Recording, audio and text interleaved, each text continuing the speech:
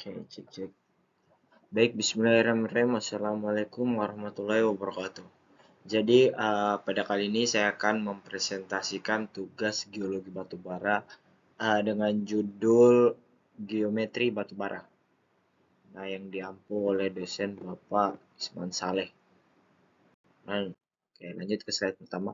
Nah, jadi yang pertama ini dimensi lapisan batubara. Nah, dimensi lapisan batubara ini uh, meliputi ketebalan, kedalaman, dan sebaran lateral yang menentukan jumlah cadangan dan metode penambangan. Nah, ini salah satu contoh dimensi dari lapisan batubara. Di mana ada sini ada coarsening up, di mana batubaranya ini butirannya mengkasar ke atas. Jadi halus di bawah kemudian mengkasar ke atas. Nah, di sini juga ada point seam height TS, di mana point seam ini yaitu lapisan yang diambil karena kandungan high ini, karena kandungan dari sulfurnya ini itu tinggi atau high. Nah, ketebalan ini jadi parameter utama dalam menentukan prospek tambang. Jadi semakin tebal lapisan maka semakin besar cadangan dan ekonomis ditambang. Kemudian ada kedalaman di sini. Nah, kedalaman ini memengaruhi biaya penambangan. Jadi, lapisan dangkal memungkinkan tambang terbuka yang murah, sementara lapisan dalam membutuhkan tambang bawah tanah yang lebih mahal. Dan kemudian ada sebaran lateral. Nah, sebaran lateral atau panjang penyebaran lapisan menentukan volume sumber daya dan memudahkan korelasi antar titik bor. Oke, lanjut. Kemudian ada bentuk lapisan batubara. Nah, bentuk lapisan dapat berupa tabular, lentikular, atau tidak beraturan sesuai pengendapan dan pengaruh tektonik. Nah, seperti di slide tadi ada apa ya, beberapa bentuk. Nah, jadi tabular itu menunjukkan SIM yang stabil, menerus dan konsisten sehingga dapat menguntungkan untuk produksi. Kemudian ada lentikular. Nah, lentikular ini dapat bentuk lapisan yang dapat menipis atau hilang secara tiba-tiba sehingga meningkatkan ketidakpastian cadangan. Nah, kemudian ada yang beraturan. Nah, ini disebabkan perubahan fasies dan tektonik sehingga kualitas dan ketebalan batu bara itu bervariasi. Oke, next. Nah, ini ada kemiringan lapisan atau dip. Jadi kemiringan menunjukkan sudut lapisan terhadap horizontal dan memengaruhi kemudahan penambangan.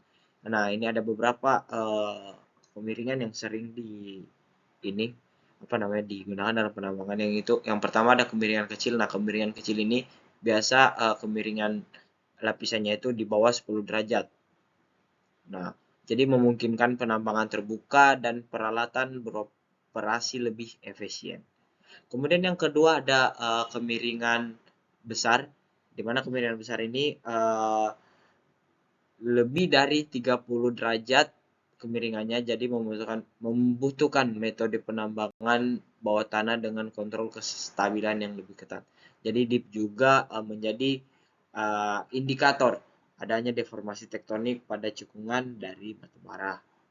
Oke, lanjut. Kemudian arah kemenurusan atau strike, arah penyebaran. Jadi strike menunjukkan orientasi memanjang lapisan dan digunakan dalam pemetaan pertambangan seperti eksplorasi mungkin.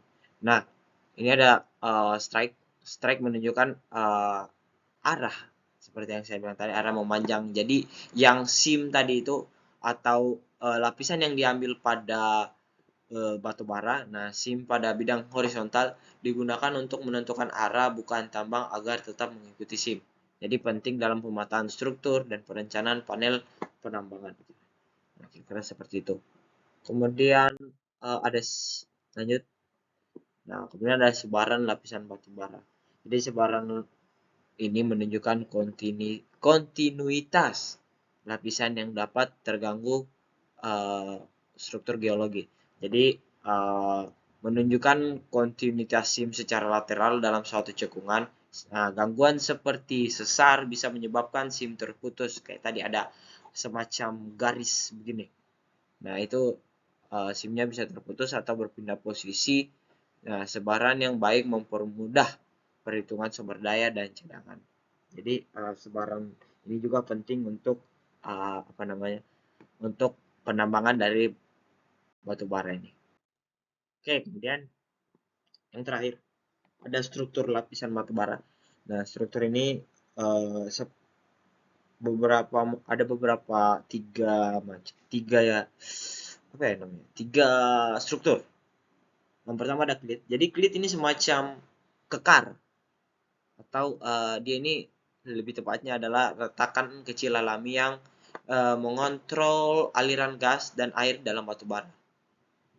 Nah, kemudian ada sesar. Nah, sesar ini yaitu yang saya jelaskan tadi, dia itu dapat menggeser SIM sehingga perlu penyesuaian dari desain pertambangan.